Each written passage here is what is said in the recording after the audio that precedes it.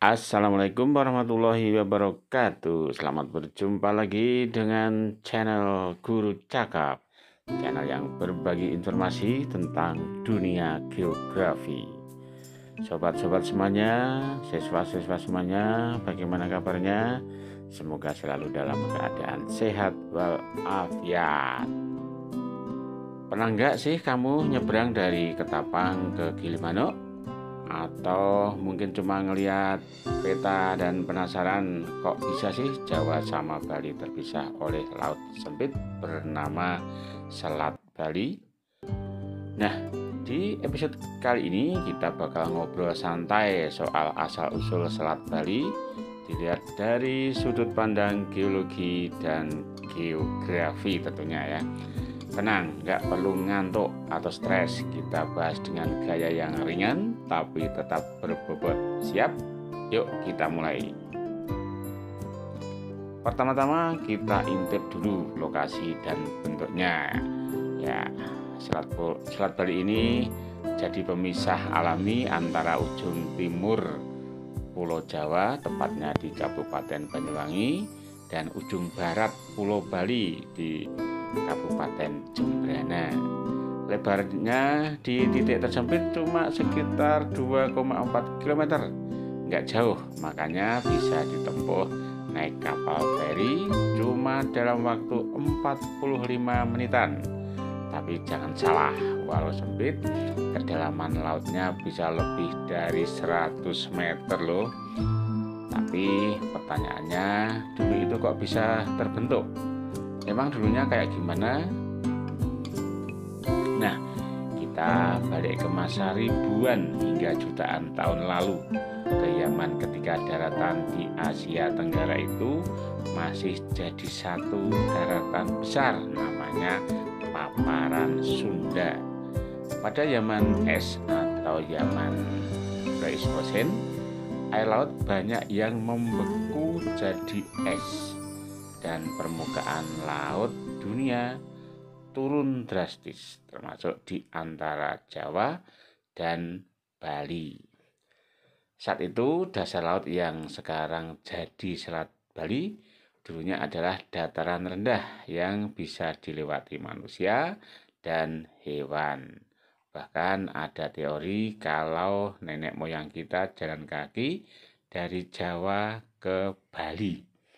Tapi semua berubah saat es mulai mencair. Zaman es selesai, suhu bumi naik dan air laut mulai membanjiri dataran rendah itu. Nah, dataran yang tadinya menghubungkan Jawa dan Bali mulai tenggelam dan terbentuklah sebuah selat alami. Itulah Selat Bali. Tapi tunggu dulu, cerita belum selesai. Ternyata bukan cuma naiknya air laut yang jadi penyebabnya. Ada faktor geologi yang lebih dalam, yaitu lempeng tektonik. Yup, kawasan Indonesia ini duduk manis di pertemuan lempeng Indo-Australia dan lempeng Eurasia. Nah, di bawah Selat Bali terjadi pergeseran dan tumbukan antar lempeng. Tekanan dari pergerakan lempeng ini memicu patahan-patahan yang akhirnya membuat daratan jadi lebih mudah terpecah dan tenggelam ketika air laut naik. Dan jangan lupa juga wilayah ini punya banyak gunung berapi. Ada Raung, Ijen, terus di sisi Bali ada Batur dan Agung. Gunung-gunung ini terbentuk karena aktivitas magma dari zona subduksi di bawah bumi. Aktivitas vulkanik inilah yang ikut membentuk topografi bawah laut Selat Bali. Curam, dalam, dan penuh cekungan. Bikin arus lautnya kuat banget. Nah, inilah kenapa Selat Bali dikenal pula atau memiliki arus yang berubah-ubah, kadang ke utara, kadang ke selatan, dan bisa membentuk pusaran air yang cukup berbahaya. Bahkan pernah terjadi beberapa kecelakaan laut akibat kapal terjebak arus kuat atau pusaran yang nggak terduga. Tapi jangan cuma fokus ke bahayanya aja ya. Selat Bali juga punya banyak manfaat.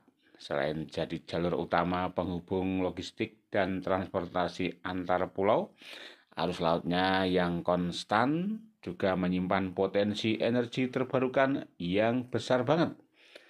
Bayangin suatu saat nanti mungkin listrik kita bisa datang dari arus laut Selat Bali. Keren kan? Jadi, Sobat Geografi, kesimpulannya, Selat Bali itu bukan cuma jalur laut biasa. Ia adalah hasil dari gabungan antara naiknya permukaan laut di masa lalu, aktivitas tektonik dan vulkanik, dan proses geologi selama jutaan tahun. Sekarang kita tahu bahwa sesuatu yang terlihat sederhana seperti laut sempit di antara dua pulau sebenarnya menyimpan sejarah panjang dan kompleks di bawah permukaannya. Dan begitulah, dari satu daratan besar akhirnya jadi dua pulau terpisah oleh satu selat yang kini jadi bagian penting Indonesia. Selat Bali bukan cuma pemisah, tapi juga penghubung dan saksi bisu perubahan bumi dari masa ke masa. Oke, sampai di sini dulu ngobrol-ngobrol kita. Sampai jumpa di episode video berikutnya. Tetap penasaran, tetap belajar, dan tetap cinta bumi kita. Dan jangan lupa sebelum video ini kita akhiri ya untuk like, comment, subscribe, dan share agar kalian mendapatkan notifikasi ketika Guru Cakap ini mengupload video terbaru. Baik, sekian saja. Terima kasih. Wassalamualaikum warahmatullahi wabarakatuh.